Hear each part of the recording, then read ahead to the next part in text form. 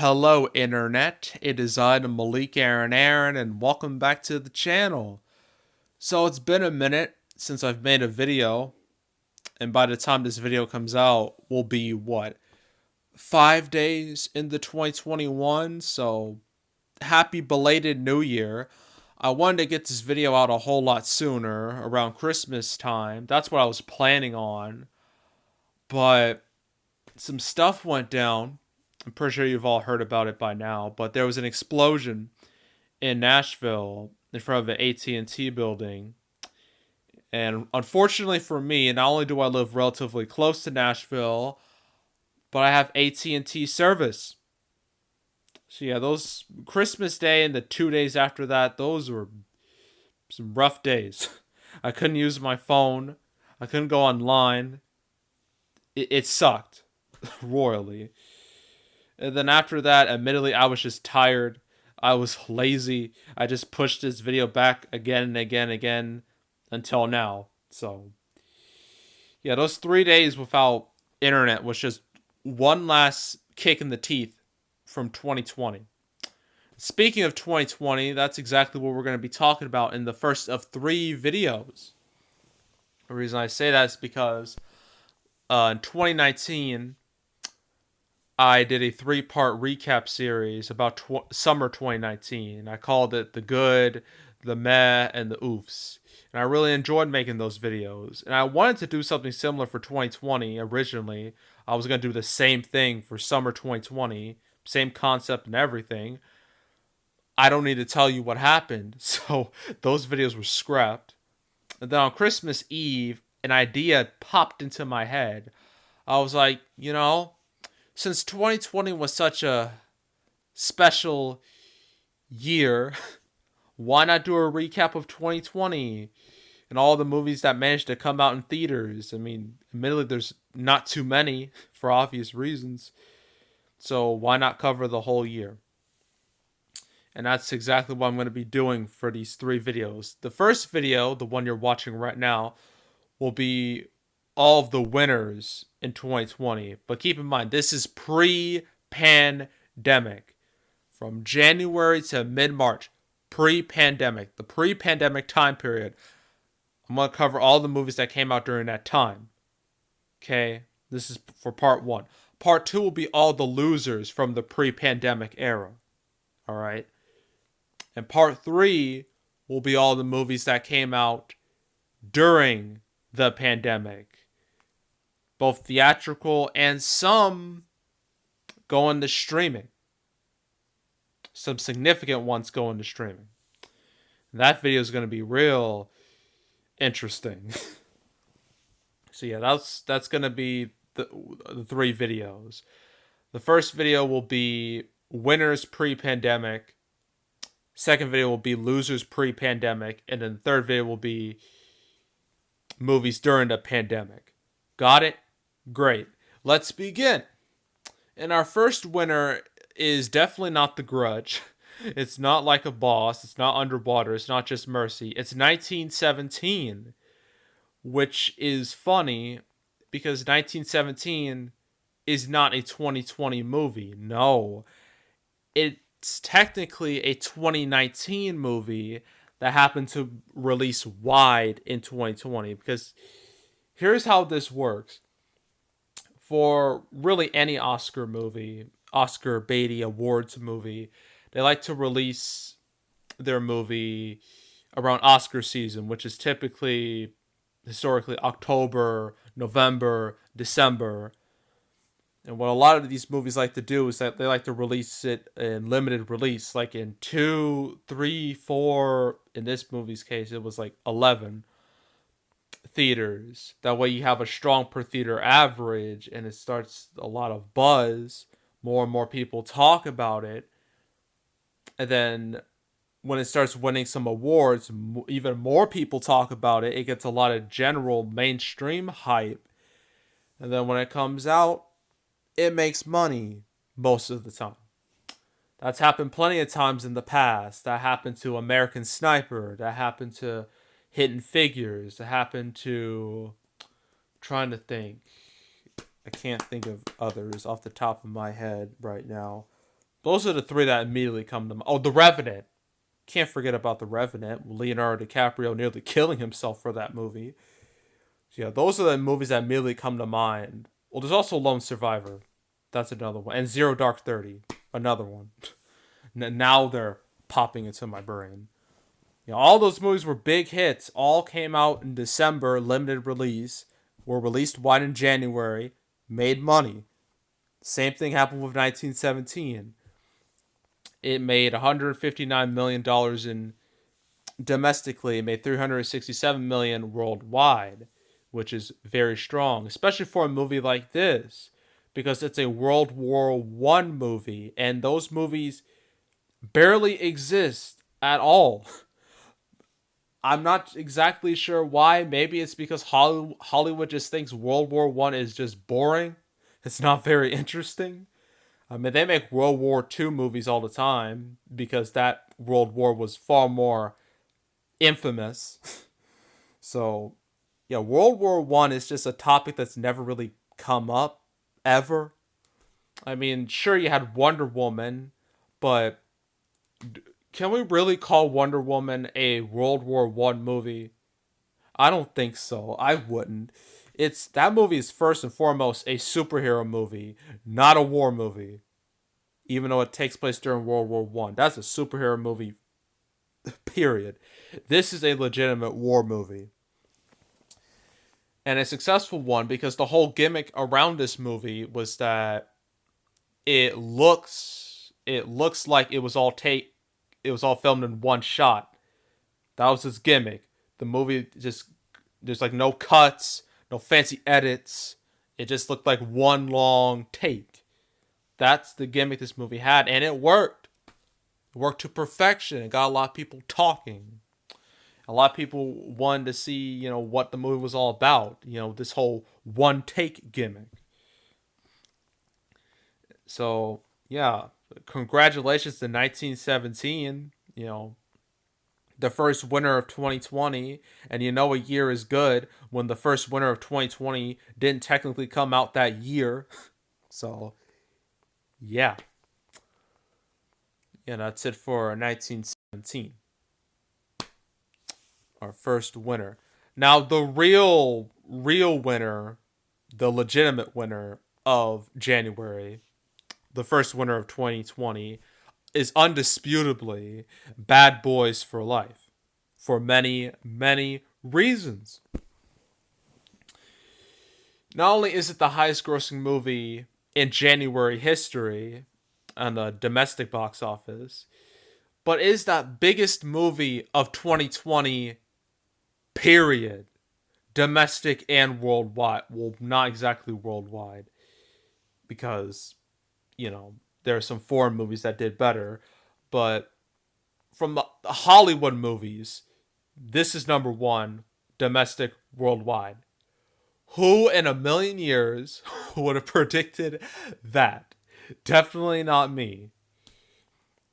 So it made $204 million in domestically. It made $424 million worldwide. These are summer numbers.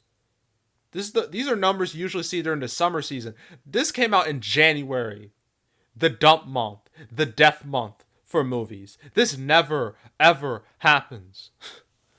And when it does happen, it's extremely rare. I mean, I'm trying to think of some big January movies that actually came out in January. There was Taken. That's a famous one. The Paul Blart Mall Cop. Instant classic. Those are the two that immediately come to mind. But yeah, it's crazy how successful this was, because honestly, I mean, I didn't think this movie would flop. I just thought it would do okay-ish, because, I mean, let's be real, this movie had quite a bit going against it. I mean, Will Smith's track record recently has not been the greatest. I mean, sure, he had Aladdin, where he was the genie, but he also had Gemini Man. He had Spies in Disguise. Uh, there were some others. Collateral Beauty, Concussion, flops. They were all flops. And sure, there was Suicide Squad too. But yeah, recently his After Earth. How can I forget After Earth? One of the worst movies I've ever seen in my life. So yeah, in recent memory, he's had a lot more misses than hits, and Martin Lawrence hasn't been in a movie since the beginning of last decade.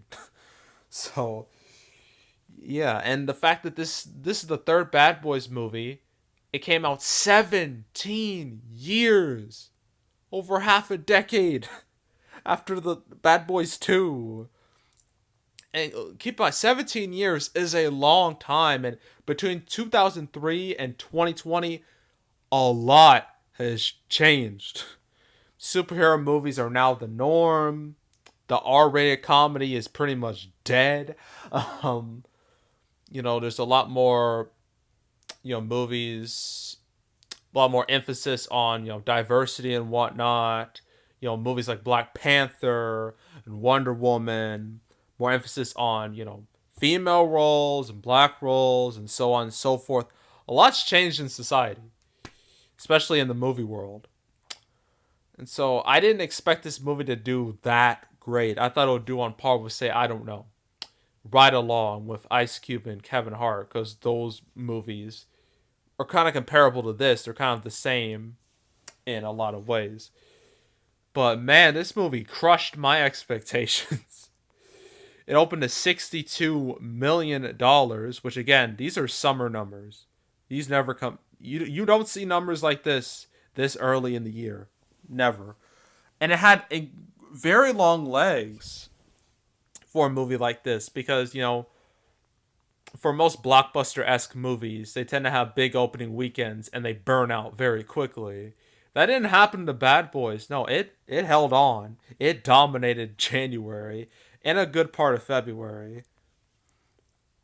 And yeah, it's I don't know what to say, but yeah, Bad Boys for Life is the undisputed winner of 2020. No question. And I know they're making a Bad Boys 4, so I don't think Bad Boys 4 will do as well as this, but we'll see.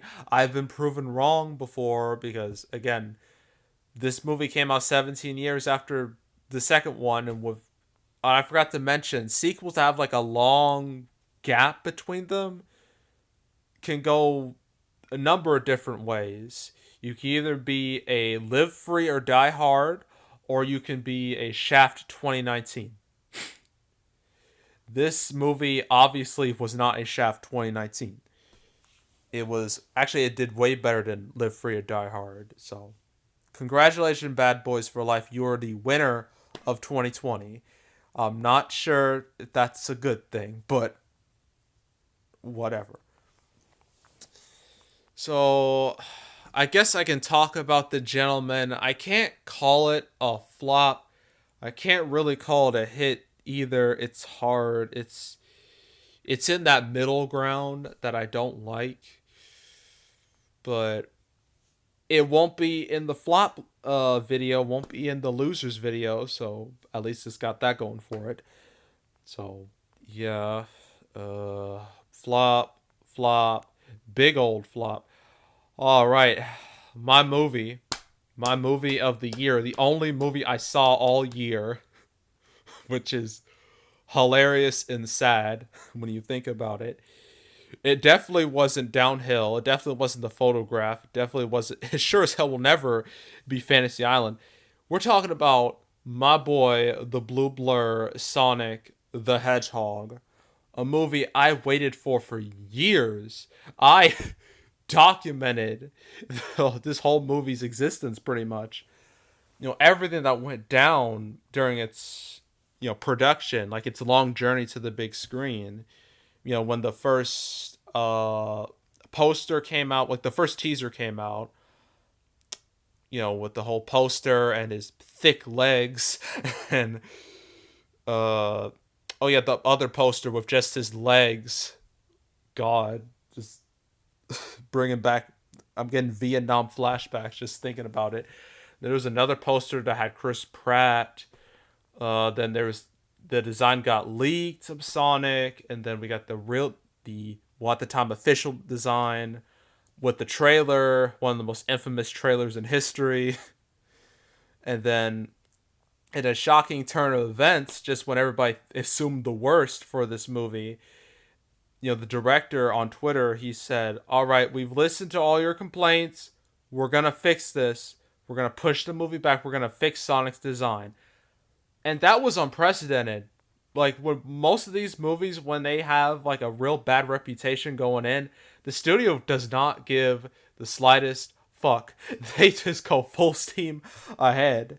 I mean, that's what the Emoji Movie did. That's what Ninja Turtles 2014 did. That's what The Last Airbender did. That's what Dragon Ball Evolution did. They did not care. And only, well, actually, Ninja Turtles 2014 and the Emoji Movie were successful, sadly. Although Ninja Turtles 2014 isn't that bad. Emoji Movie, that can burn. That can die in a ditch. But yeah, so then after a long time of silence, the new design came out, the design you see on your screen right now, this.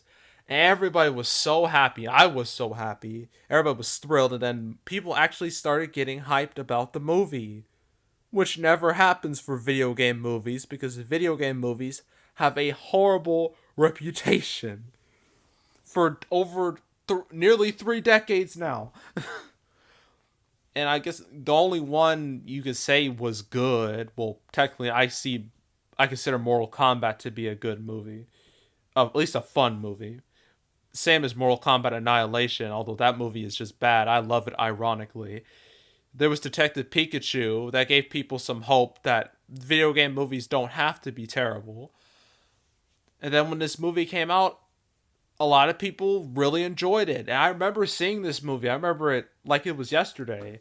When I watched it, I was in the theater. I sat down with like bated breath, just hoping for the best, but not being too optimistic because I don't want to disappoint myself. And then I had a good time. Everybody in the theater was having a blast. We all had a blast watching the Sonic movie. And then, of course, the end credit scene, the post credit scene with Tails. I know that's a spoiler. This movie's been out for nearly a year. You've probably heard of it by now. Like, come on now. But yeah, when Tails showed up on screen, the theater just exploded in applause and just. That was a moment. That was one of my favorite theater moments ever. Yeah, and I'm glad the Sonic movie did well because I was rooting for it so hard for so years. I wanted it to be good and ended up being, well, by default, my favorite movie of 2020. And looking at its box office, it made 146 million domestic, 304 million worldwide. It opened to 58 million.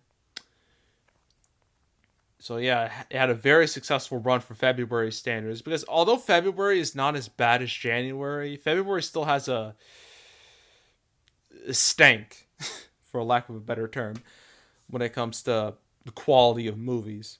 I mean, sure, there have been plenty of blockbusters in the past.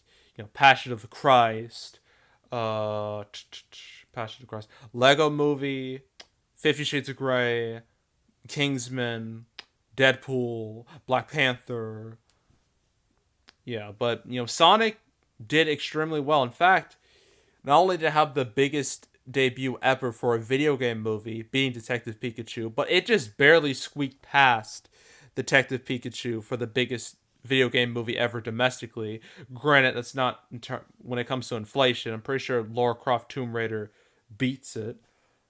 I'm positive it does. But yeah, and it probably would have made more if it wasn't for this stupid pandemic. This pandemic robbed Sonic of making more money. But whatever, it doesn't matter now. It's getting a sequel next year. I will be there opening night. Mark my words. And I'm hoping it will be lit just like the first one. I'm hoping Knuckles appears. If Knuckles doesn't appear, I'm going to be sad. Because it's like the perfect opportunity for Knuckles to show up. And I'm hoping they at least make some type of joke about do you know the way. That needs to happen. If it doesn't happen, I don't know what I'll do. But yeah. Sonic movie, congratulations. You are the second biggest movie of 2020 if you don't count 1917. So, and it couldn't have happened to a better movie. So, yeah. And then our last pre-pandemic winner. Granted, it's the smallest by a lot. No, it's not called Wild. It will never be called Wild. It is The Invisible Man. I didn't know what to expect when it comes to The Invisible Man. You know, I saw the trailer and I was like, huh, this looks interesting. I didn't know how to feel, but it looked different. Because, you see, this was not the Invisible Man movie we were supposed to get. No. Back far away in the year 2017, there was this plan made by Universal to make a MCU like dark universe with all their classic monster movie characters like the Mummy and Bride of Frankenstein and the Invisible Man, and it was supposed to star Johnny Depp. That was the plan. But then the Mummy with Tom Cruise, it bombed, did horrible, lost a ton of money, and so all those plans went up in smoke. The Johnny Depp Invisible Man movie died. But it wasn't until literally 2019 where the Invisible Man movie was brought up again. It was brought back. But instead, it was going to be more of a thriller. More of like a, what do you call it? A psychological thriller. And, you know, when it came out, I mean, I didn't see it, but I've heard it's very, very good. A lot of people seem to really enjoy it. Well, I wouldn't say enjoy. Really like it.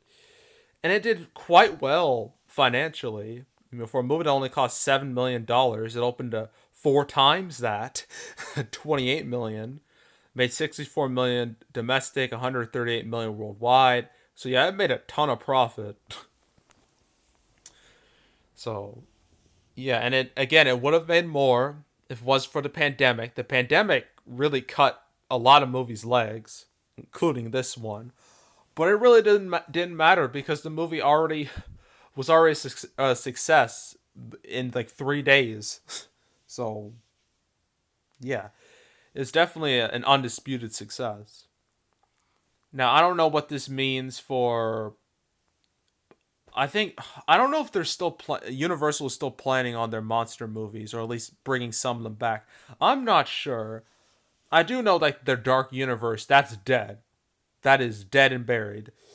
But when it comes to, I don't know, they could bring them back in some form or fashion, but I don't know. It definitely won't be now, but we'll see.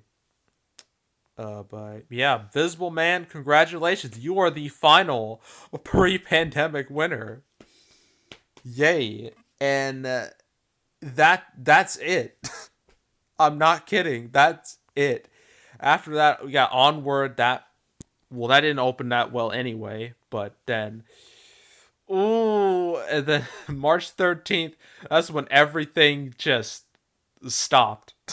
Everything stopped. That was it for a long, long time. So yeah, and for all the pandemic movies, I can't classify any of them as winners because they're not. I know it's kind of unfair. They're at a disadvantage, but financially speaking, they're not winners. I don't see any of them as winners. Maybe by pandemic standards, they are winners. By normal standards, they are all bombs. So again, I can't classify any of them as real winners. But yeah, that's it for the winners pre-pandemic. Just 4, count them, 4 movies. 1917, Bad Boys for Life, Sonic the Hedgehog, and The Invisible Man. And you know, that's not a bad group of movies, not at all. But wow. That's so underwhelming because if if this pandemic didn't happen, I'm pretty sure things would have been very, very different. A Quiet Place 2 would have joined that list. Mulan would have joined, unfortunately. I'm pretty sure Onward might have joined. Maybe. I don't know. No Time to Die could have joined. Let's see. Black Widow could have joined. Will definitely have joined. What else? There was Black Widow. There was. What else was there? I forget the old calendar. Scoob could have been there. Uh, Fast Furious 9. Wonder Woman 1984, probably. Soul, definitely. Top Gun Maverick, Minions 2, Free Guy, Tenet. A whole bunch of movies that would have been on the winner's circle, but they couldn't be because 2020 wanted to be a real dick. So, yeah, that's it. That's all. Make sure to subscribe, like this video, leave a comment, turn on notifications, share the whole drill.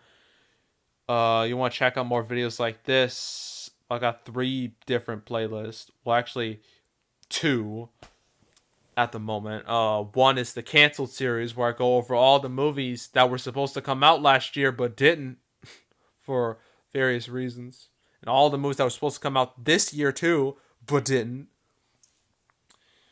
Recently, I talked about the much hyped Boss Baby 2. So you want to watch that video, go right ahead. There's also box office recaps where I go over the box office results for each month. I did one for January 2020 and February 2020.